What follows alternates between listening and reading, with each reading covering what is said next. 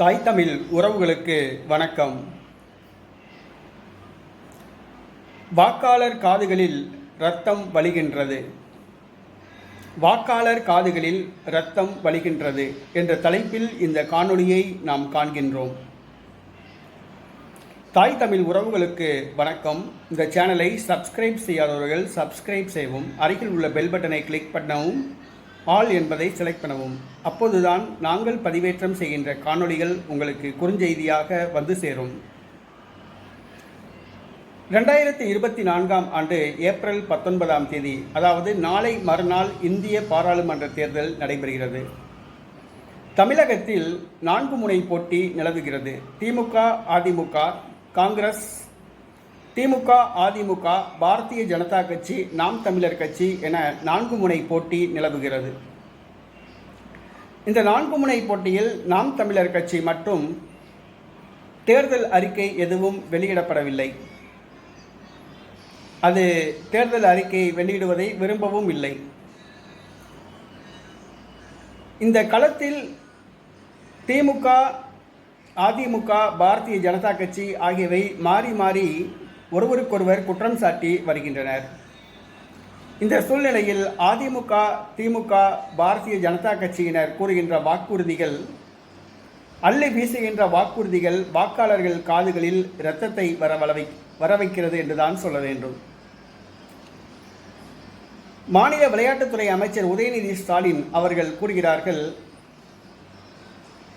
NEET ரத்து செய்யப்படும் என்று கூறுகிறார். திமுக வெற்றி பெற்றால் நீட் ரத்து செய்யப்படும் என்று கூறுகிறார். எவ்வாறு நீங்கள் நீட்டை ரத்து செய்வீர்கள்? நீங்கள் மாநில அரசு, நீட் மத்திய அரசை சார்ந்தது. நீட் தேர்வை ரத்து செய்ய வேண்டும் என்று சொன்னால் அதற்கு மத்திய அரசு தான் முடிவு செய்ய வேண்டும். நீங்கள் ஒரு மாநில கட்சி, ஒரு மாநிலத்தில் முதலமைச்சராக இருக்கின்றீர்கள், ஒரு மாநிலத்தில் ஆட்சி செய்கின்றீர்கள். நீங்கள் எவ்வாறு நீட் தேர்வை ரத்து செய்ய வைக்க முடியும்? நீட் தேர்வை ரத்து செய்ய வேண்டும் என்று கோரிக்கை வேண்டுமானால் வைக்கலாம். கடந்த 3 ஆண்டுகளாக இதைத்தான் சொல்லிக் கொண்டிருக்கிறீர்கள். அது எவ்வாறு செய்வீர்கள்? கையெழுத்து இயக்கம் நடத்தினீர்கள், பாராளுமன்றத்தில் குரல் கொடுத்தீர்களா? நீட் தேர்வை ரத்து செய்யாவிட்டால் எங்களுடைய 39 பாராளுமன்ற உறுப்பினர்களும் ராஜினாமா செய்து விடுவார்கள் என்று ஏதாவது மிரட்டினீர்களா மத்திய அரசை? நீட் தேர்வை ரத்து செய்யுங்கள் என்று மத்திய அரசுக்கு ஏதாவது நெருக்கடி கொடுத்தீர்களா? இந்த 3 ஆண்டுகளாக ஒன்றுமே செய்யவில்லை. ஆனால் இப்பொழுது நீட் தேர்வு ரத்து செய்யப்படும் என்று கூறுகின்றீர்கள். இரண்டாவது வாக்குறுதி, சுங்கச்சாவடிகள் இழுத்து மூடப்படும் என்று கூறுகிறீர்கள். சுங்கச்சாவடி அது மத்திய அரசு கட்டுப்பாட்டில் இருப்பது, அது மாநில அரசு கட்டுப்பாட்டில் கிடையாது. நீங்கள் எப்படி சுங்கச்சாவடியை ரத்து செய்வீர்கள்? நீங்கள் எப்படி ரத்து செய்வீர்கள்? உங்களால் செய்ய முடியுமா? இதற்காக குரல் வேணால் கொடுப்பீர்கள், கோரிக்கை வைப்பீர்கள், ஆனால் நெருக்கடி கொடுக்க முடியுமா? இந்தியா முழுவதும் சுங்கச்சாவடிகள் உள்ளன. ஆகவே சுங்கச்சாவடியை ரத்து செய்ய வேண்டும் என்று சொன்னால், இழுத்து மூட வேண்டும் என்று சொன்னால் அது மத்திய அரசு சார்ந்த விஷயம், அது உங்களால் செய்ய முடியாது. ஆனால் தேர்தலுக்காக சுங்கச்சாவடியை இழுத்து மூடுவோம் என்று கூறுகிறீர்கள். அடுத்ததாக கல்வி கடன் ரத்து செய்யப்படும் என்று கூறுகிறீர்கள். 3 ஆண்டுகளாக நீங்கள் தானே ஆட்சியில் உள்ளீர்கள். அப்புறம் ஏன் 3 ஆண்டுகளாக கல்வி கடன்கள் ரத்து செய்யப்படவில்லை? இதை நாங்கள் கேள்வியாக வைக்கிறோம். 3 ஆண்டுகள் கல்வி கடன்கள் ஏன் ரத்து செய்யப்படவில்லை? நீங்கள் பெயரளவுக்கு வாக்குறுதி கொடுக்கிறீர்கள். கல்வி கடன் ரத்து செய்யப்படும், நீட் தேர்வு ரத்து செய்யப்படும், சுங்கச்சாவடி இழுத்து மூடப்படும். இவையெல்லாம் மத்திய அரசு சார்ந்தவை, உங்களால் எதுவுமே செய்ய முடியாது. அடுத்ததாக, இந்தியாவை காப்பதற்கு ஸ்டாலின் அழைக்கிறேன் என்று உங்களுடைய தந்தையார் கூறுகிறார். முதலிலே நீங்கள் தமிழகத்தை பாதுகாருங்கள். கனிம வளத்தை பாதுகாக்க ஸ்டாலின் அழைக்கிறேன் என்று கூறுங்கள். ஆத்து மணலை பாதுகாக்க ஸ்டாலின் அழைக்கிறேன் என்று கூறுங்கள். கம்மாயை பாதுகாக்க ஸ்டாலின் அழைக்கிறேன் என்று கூறுங்கள். அதை விட்டுவிட்டு இந்தியாவை பாதுகாக்க ஸ்டாலின் அழைக்கிறேன் என்றால் என்ன அர்த்தம்?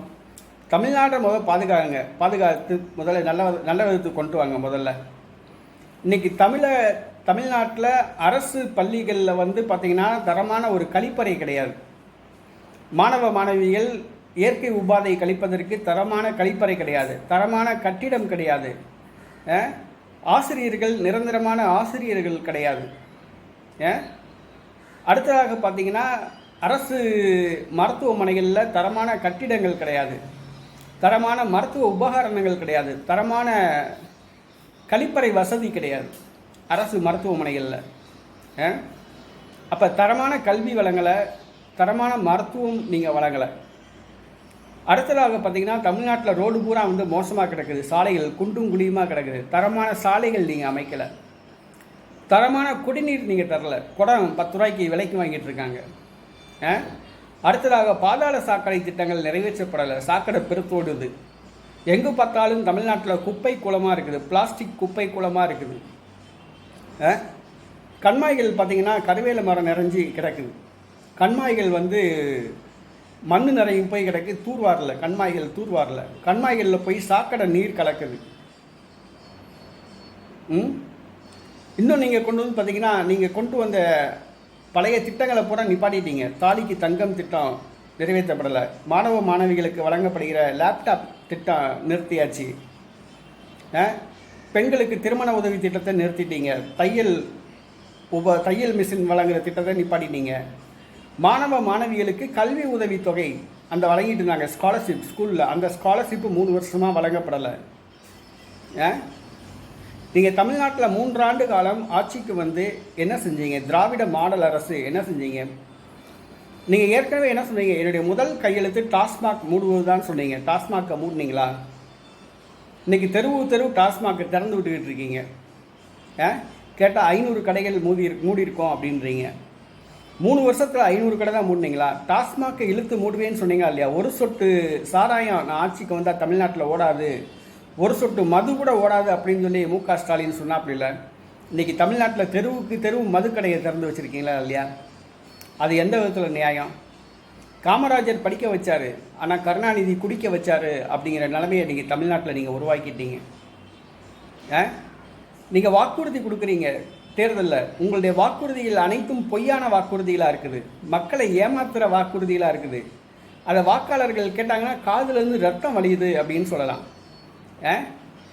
நீங்கள் தமிழ்நாட்டில் என்னென்ன அராஜகம் பண்ணுறீங்க? பரந்தூர் விமான நிலையம் அமைப்பதற்காக அங்கே இருக்கிற கிராம மக்களை பூரா அடித்து விரட்டுறீங்க, காலி பண்ணுறதுக்கு இது பண்ணுறீங்க. கிருஷ்ணகிரி பக்கத்தில் தொழிற்பேட்டை அமைப்பதற்காக விவசாய நிலங்கள் எல்லாம் பிடுங்குறீங்க.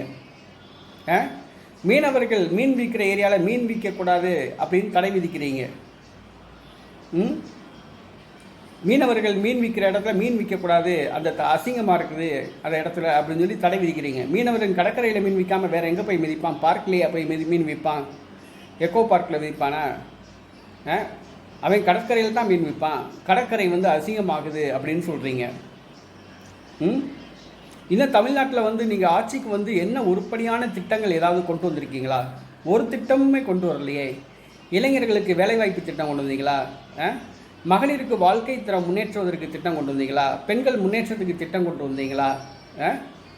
ஊனமுற்றோருக்கு திட்டம் ஏதாவது கொண்டு வந்தீங்களா? ஒரு திட்டமே கொண்டு வரலையே. நீங்கள் தேர்தல் வாக்குறுதியில் சொன்னீங்கல்ல, என்ன சொன்னீங்க? அரசு ஊழியர்களுக்கு பழைய ஓய்வூதிய திட்டம் சொன்னீங்க. பழைய ஓய்வூதிய திட்டத்தை நீங்கள் கொண்டு வந்தீங்களா? 3 வருஷம் ஆச்சு, இன்னும் ஏன் கொண்டு வரல? அடுத்ததாக என்ன சொன்னீங்க? மாதாந்திர மின் கணக்கீடு திட்டம் கொண்டு வரப்படும் சொன்னீங்க. ஆனால் 3 வருஷம் ஆச்சு, இன்னும் ஏன் மாதாந்திர மின் கணக்கீடு திட்டம் கொண்டு வரல? நீங்கள் கூட்டணி பலத்தால் நீங்கள் ஜெயிச்சிருவோம் அப்படிங்கிற நம்பிக்கையில் இந்த மாதிரி பொய்யான வாக்குறுதிகள் வீசுறீங்க. இது வந்து வாக்காளர்கள் காதில் வந்து ரத்தத்தை வரவழைக்கிறது. உங்களுடைய வாக்குறுதிகள் எல்லாமே வாக்காளர்கள் காதுகளில் ரத்தத்தை வரவழைக்கிறது. உண்மையை பேசி ஓட்டு கேளுங்க. எதை செய்ய போகிறோமோ, எதை செய்ய முடியுமோ அதை சொல்லி ஓட்டு கேளுங்க. சும்மா ஓட்டு வாங்கணுங்கிற காமெடி நாங்கள் அதை செய்வோம் இதை செய்வோம் அப்படின்னு சொல்லிட்டு கேட்காதீங்க. ஒரு வாக்காளன் மனது வைத்தால் அவன் தமிழகத்தினுடைய ஆட்சியே மாற்றி காட்டுவான். அதை முதல்ல புரிஞ்சுக்கோங்க.